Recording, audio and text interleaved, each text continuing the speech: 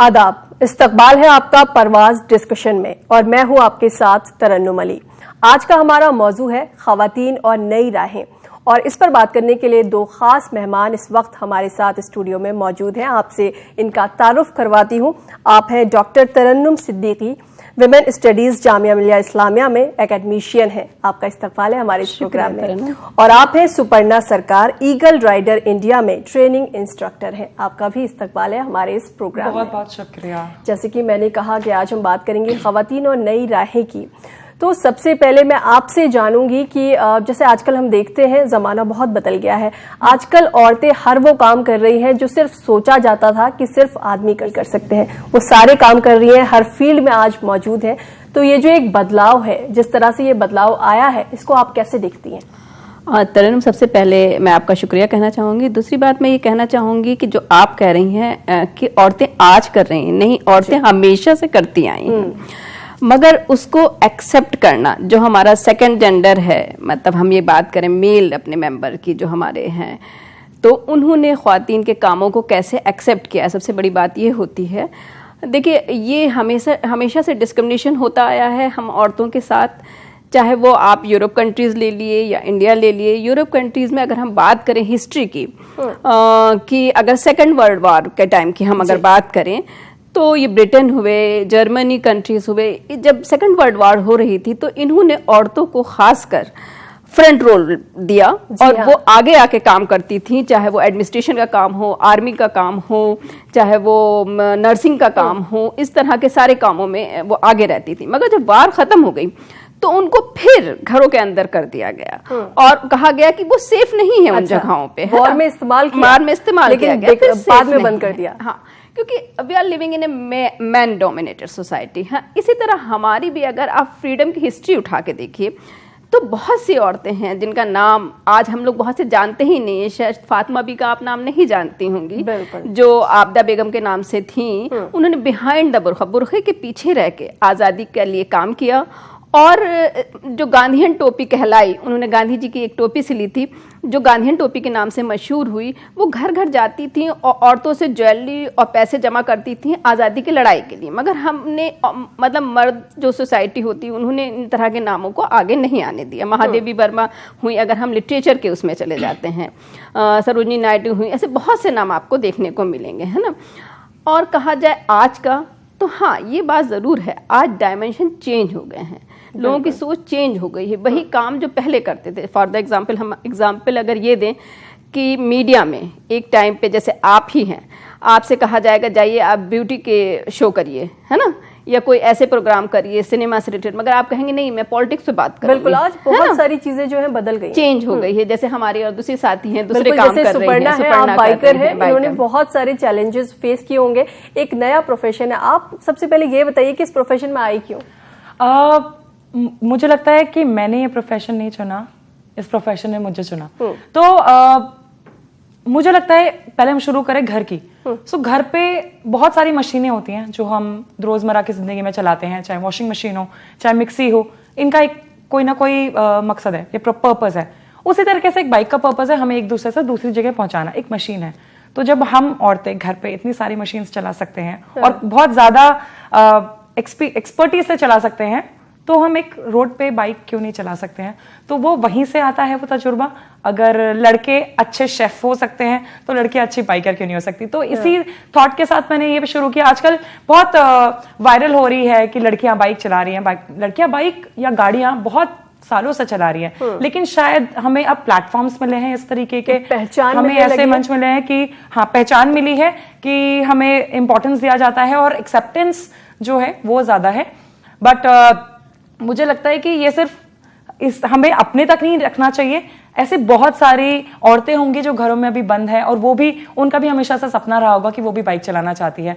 मैं इस मामले में थोड़ी लकी रही हूँ कि फैमिली का सपोर्ट था। मैं घर पे थोड़ी सी पहले से ही थोड़ी सी ज्यादा चंचल और मनमानी करने वालों में से थी। तो मैंने भी एक बार जब सोचा कि मुझे बाइक चलाना है तो मैंने पापा से छुपके, घर वालों से छुपके एक बाइक खरीदी। अच्छा। पूरा रजिस्टर कराया, फिर मैंने बताया उनको क्योंकि मुझे डर था कि शायद वो मना ना करे।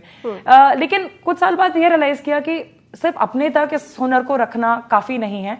लेकिन आज अगर आप कामयाब हैं तो कहीं ना कहीं आपकी फैमिली का भी उसमें हाथ है, उनका सपोर्ट इसमें है। हम जानेंगे आपसे, जैसे आपने बीच में कहा कि डिस्क्रिमिनेशन बहुत होता रहा है औरतों के साथ, पुराने टाइम में भी होता था और बीच का जो वक्त था उसमें भी होता रहा और आज भी होता है कहीं ना कहीं, भले ही चीजें नजरों के सामने ना आती हो लेकिन होता तो है ही। तो अगर डिस्क्रिमिनेशन की ही बात करूं तो एजुकेशन को लेकर बात करें तो क्या इसमें भी कभी किसी तरह का औरतों को लेकर डिस्क्रिमिनेशन देखने को मिला? बहुत अच्छा सवाल उठाया तरन्नुम आपने। पहले तो मैं इनकी एक बात करूं कि लड़के कुकिंग हमेशा करते थे, लड़के सिलाई हमेशा करते थे, मगर उन्होंने हाथ में वो काम लिया जिसमें इकोनॉमी उनके पास होती थी, पावर। लड़कियां जो करती थी अनपेड वर्क करती थी, घर में केयर करना, कुकिंग करना, ये सब जिसमें उनको पैसा नहीं दिया जाता था, है ना। वही काम लड़के अगर बाहर करते थे उनको पेड किया जाता था। उन्होंने इकोनॉमी अपने पास रखी, पावर अपने पास रखी। एजुकेशन की बात की जाए तो बहुत ही खूबसूरत मैं आपको मिसाल दूंगी कि हमारे यहाँ हिंदुस्तान में लड़कियों को पढ़ाया जाता था मगर लिखना नहीं सिखाया जाता था। अभी पूछे लिखना क्यों नहीं सिखाया जाता था? क्योंकि हमारे यहाँ लोगों को डर रहता था कि कहीं वो प्रेम पत्र ना लिखना शुरू कर दे, है ना, कहीं वो कुछ इस तरह के काम ना शुरू कर दे जिससे उनकी बेइज्जती होगी, है ना। तो जो उस जमाने की लड़कियां थीं उन्होंने लिखना सीखा कि काजल से और कोयले से छुप के लिखती थी और इस तरह से। और मैं कहूँगी कि शायद आज की भी जनरेशन ने जो नाम सुने हैं, इसमें चुगताई हुई, कुदरतुन हैदर हुई, सरोजनी नायडू हुई, है ना, साराभाई फूले हुई, इन्होंने वुमेन एजुकेशन पे कितना काम किया है, फातिमा बी ने काम किया है। इसमें चुगताई ने जो उस टाइम लिहाफ लिखा है होमोसेक्सुअलिटी पे, वो आज के टाइम पे भी अभी भी एक इशू है जिस पे हम काम कर रहे हैं, हम बात कर रहे हैं। तो ये कहा जाए तो डिस्क्रिमिनेशन तो हमेशा से होता आया है, मगर मैं साथ में ये भी कहूँगी कि उसी में हमारे जो सेकंड जेंडर है, हमारे मेल मेंबर्स हैं, उन्होंने साथ भी दिया है हमारा। और हम जब तक एक दूसरे का साथ नहीं होगा तो हम कोई काम नहीं कर सकते हैं और उसी के साथ हम आगे बढ़ रहे हैं। चीज़ें हुई हैं जैसे कि अभी आपने बताया कि आपका प्रोफेशन ऐसा हुआ। आज के टाइम पे लड़कियां जो हैं और डिफरेंट टाइप के प्रोफेशन चुनने लगी हैं, जो प्रोफेशन पहले से कर रही थी। मान ली एक डॉक्टर थी, पहले से वो खाली मेडिसिन या गायनी बनती थी, मगर आज वो कहेगी मैं कैंसर पे अलग अलग चीजें कर रही हूं, कैंसर पे बात करूंगी, मैं हार्ट पे बात करूंगी, मैं आई स्पेशलिस्ट बनूंगी। इसी तरीके से और भी बहुत सी चीजें हैं। आज लड़कियां कहती मैं कैमरामैन बनूंगी। पहले कहा जाता था कैमरा बहुत हैवी होता है, वो नहीं उठा पाएंगी। मैं अपने यहाँ के जामिया के मास कम्युनिकेशन में देखती हूँ लड़कियां ऐसे काम कर रही हैं कि वो कहती मैं डायरेक्टर बनूंगी, है ना, मैं ऐसी पोस्ट पे बैठूंगी, चेयरपर्सन बनूंगी, है ना।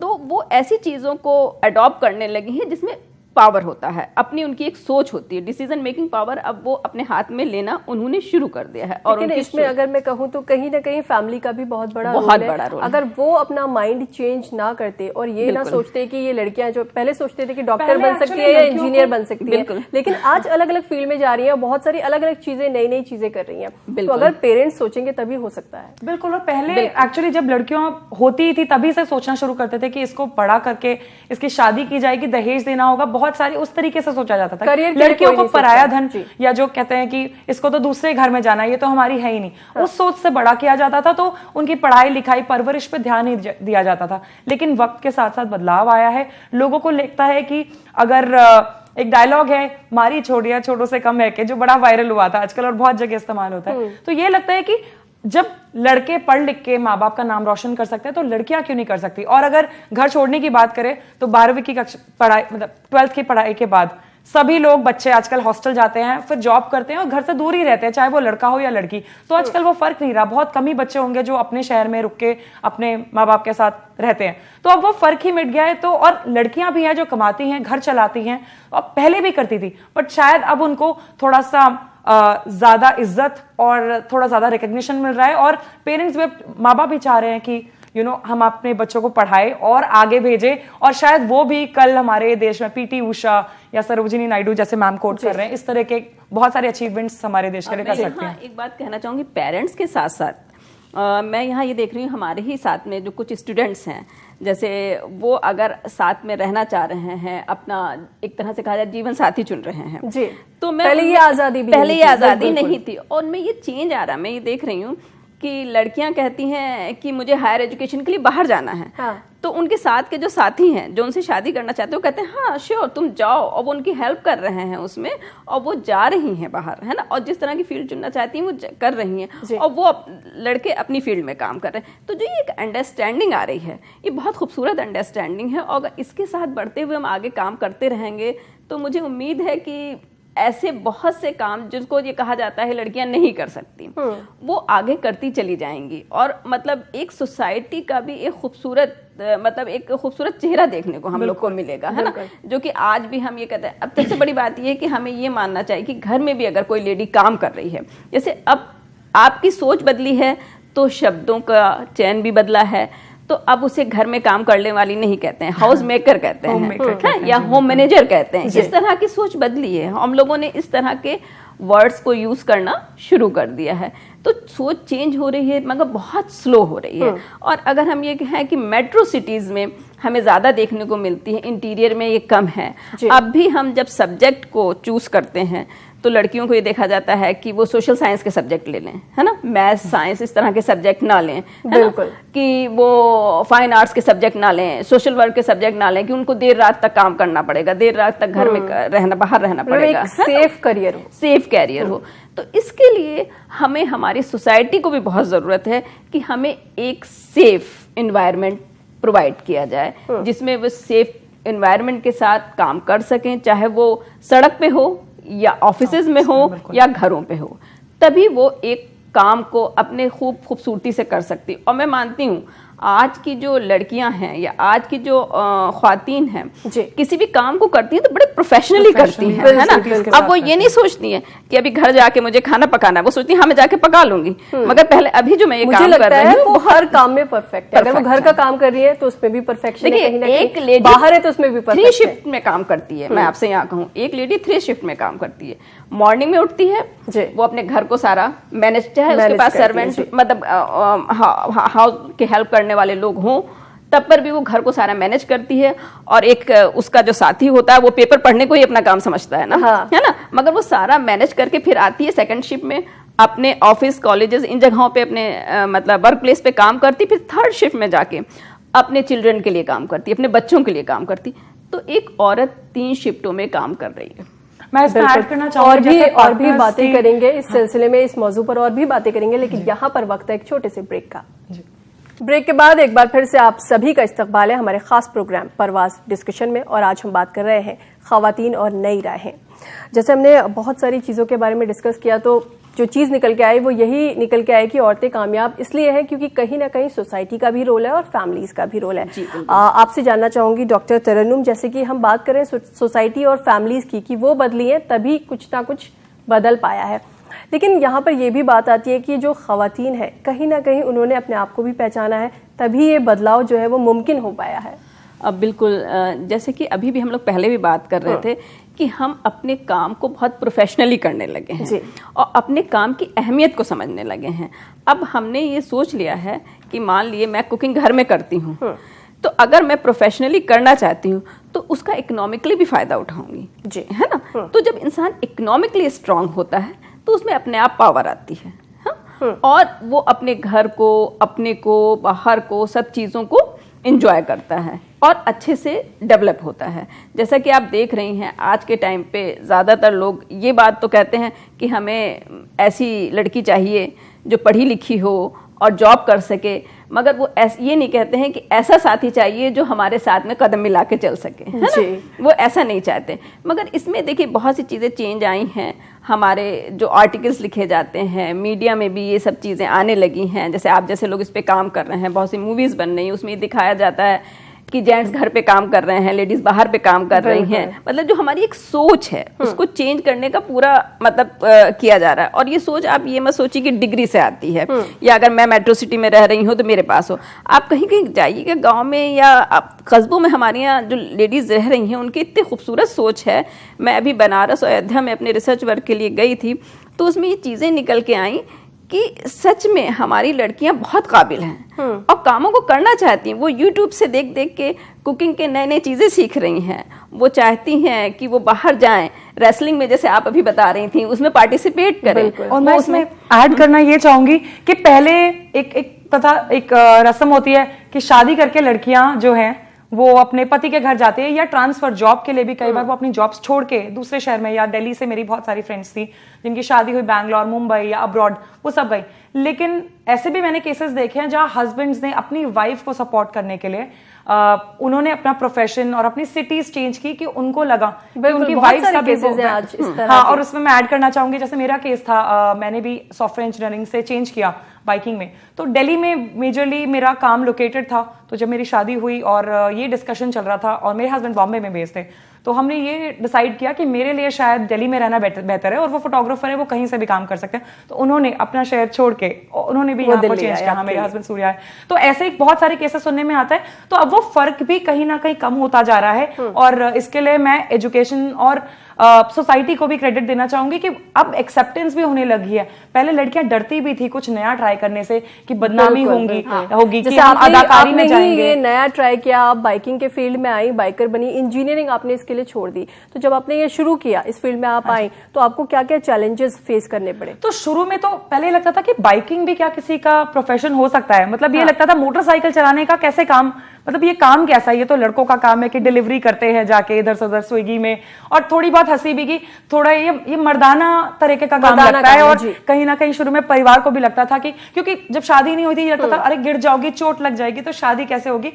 चाहे मेरे माँ बाप नहीं बोलते थे, लेकिन आसपास पड़ोसी फिर वो कहते थे कि एक टाइम पे मैं कहूंगी शायद जीन्स पहनना भी गलत माना जाता था लड़कियों के लिए, या घूंघट में रहना या पर्दे में रहना, ये ज्यादा माना जाता था कि नहीं, लड़कियों को थोड़ा बचा के। लेकिन वक्त के साथ साथ मुझे लगता है बदलाव आया है, और कई बार ऐसा होने लगा है कि इवन अपने फैमिलीज नहीं, इन लॉज भी जो है हमारे, वो भी अपनी बहुओं को वही दर्जा देने लगे हैं धीरे धीरे जो अपनी बेटियों को देते थे। तो अब ऐसा नहीं हो रहा है कि लड़की विदा होके आ रही है अपने ससुराल में, बट हाँ बराबर है कि शायद लड़की के घर वालों को भी एक दामाद मिल रहा है। तो ये बराबरी तभी आई है जब हम ज्यादा से ज्यादा अवेयरनेस क्रिएट कर रहे हैं, और पुरानी जो सोच है उसको तोड़ के बदलने की कोशिश नई सोच लेके आ रहे हैं। और दूसरों को भी लग रहा है कि शायद जो मैं घर पे बैठ के कर रही हूँ, जैसे होम कुक्स होते हैं, बहुत सारी मेरी फ्रेंड्स में सर्कल में है जो घर से, चाहे वो राइटिंग का काम हो, चाहे प्रूफ रीडिंग या ट्यूशंस, होम ट्यूशन का काम हो, पहले उसको कोई रिकग्निशन नहीं था, बट अब कंपनीज भी ऐसी है जो हायर करती हैं टीचर्स को और उनको रिकग्निशन दे रही है।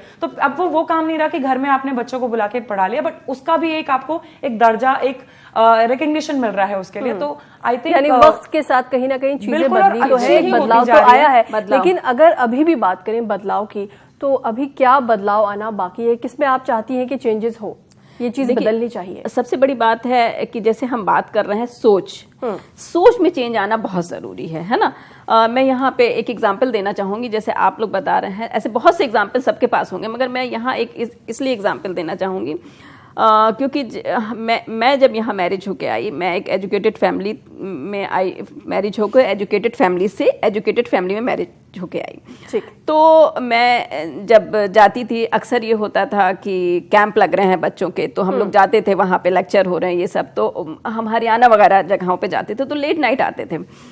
तो वहाँ से एक दिन मैं आ रही थी, तो मैंने देखा कि मेरे जो फादर इन लॉ थे, मेरे ससुर साहब थे, मतलब ऐसे वॉक कर रहे हैं, टहल रहे थे आप। तो मैंने सोचा कि कोई बात होगी, अब ये मुझसे कहेंगे कि ये इतनी लेट क्यों आ रही है। तो उन्होंने जब मेरी तरफ देखा तो कहने लगे तुम ठीक से आ गई। हमने कहा जी। तो उसके बाद उन्होंने मुझसे कहा, मैंने कहा, मैं डरी, मैंने कहा कि आप इस वजह की मैं इतना लेट आई। तो कहने लगे नहीं बिल्कुल नहीं, मैं तो इस वजह परेशान हो रहा था कि तुम्हें दिल्ली के रास्ते नहीं पता है, कहीं तुम इधर उधर भटक ना गई हो, है ना, फोन नहीं किया तुमने अभी तक।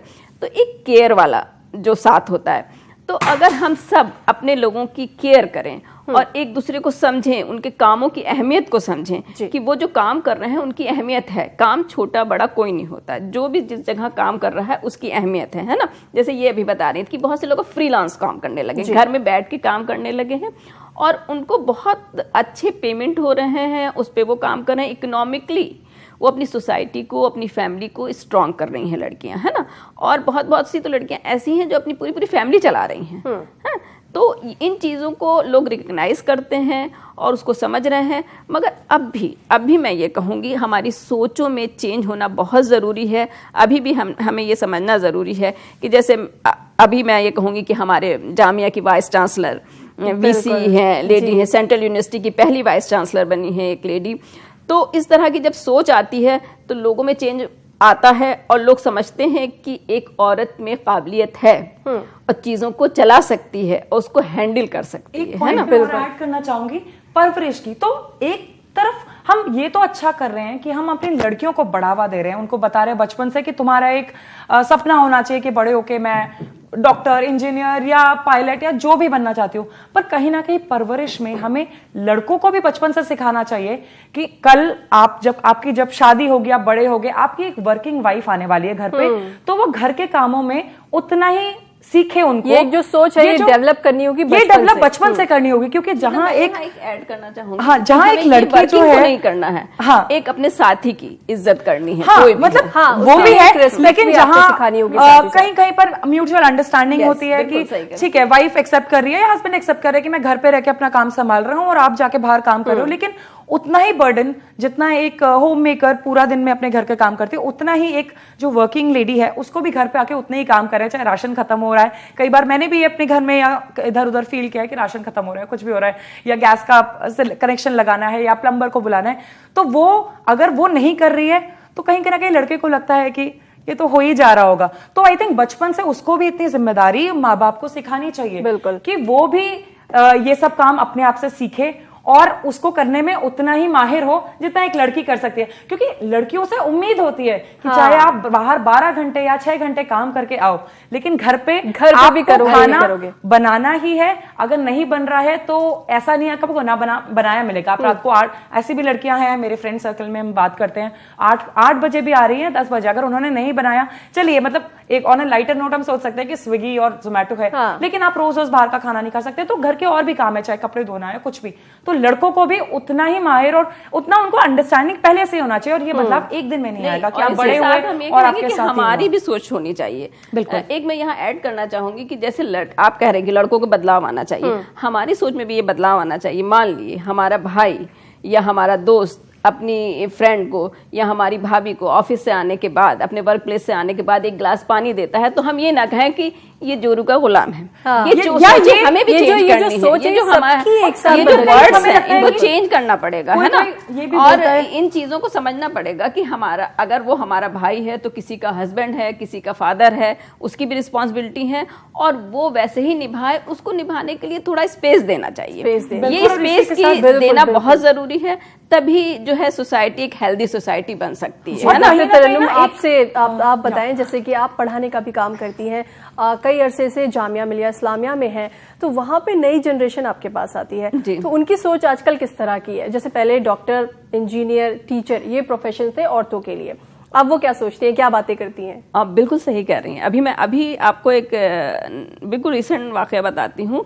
एक हमारी स्टूडेंट थी, तो उसको आपकी तरह मीडिया में उसका बड़ा शौक था, मगर उसको स्कॉलरशिप मिली, गांधी ने स्कॉलरशिप मिली, वो वहाँ गई, उसने ज्वाइन किया।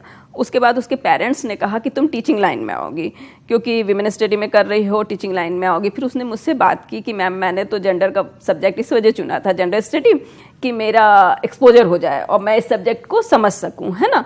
अब मगर मैं ये स्कॉलरशिप नहीं लेना चाहती हूँ, मैं चाहती हूँ कि मैं फिर से अपनी फील्ड ज्वाइन करूँ और मीडिया में आना चाहती हूँ, है ना।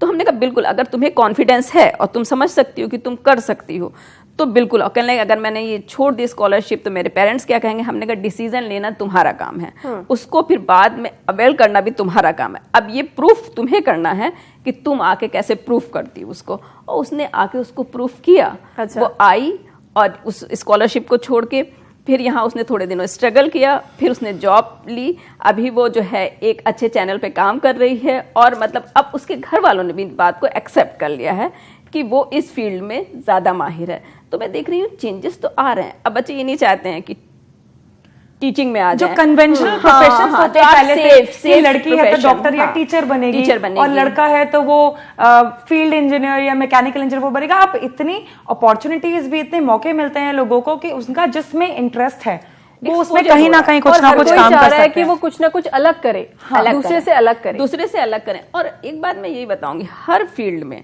चाहे वो डॉक्टर हो, इंजीनियर हो या कुछ हो, जैसे इंजीनियर का पहले होता था खाली सिविल वर्क, मतलब बॉयज करेंगे, है ना, और लड़कियां इलेक्ट्रॉनिक या इसमें आ जाएंगी खाली, मगर नहीं, अब वो सिविल फील्ड में भी जा रही हैं, आर्किटेक्चर में भी जा रही हैं, वो हॉस्पिटल भी बनाएंगी, सब चीजें करेंगी। और तो आजकल वो अगर change स्पोर्ट्स की कर बात करके- करें तो विमेन क्रिकेटर्स ने भी उतनी ही अचीवमेंट्स की है हमारे कंट्री के लिए जितने की मेन क्रिकेटर्स ने किया है। और आई थिंक मिथिला राज जो है हमारी विमेन क्रिकेट टीम की कैप्टन है, उन्होंने 20 इयर्स तक क्रिकेट खेल के आई थिंक एक विश्व रिकॉर्ड बनाया है कि कितने 20 साल तक लगातार क्रिकेट खेल के हमारे देश के लिए एक अचीवमेंट।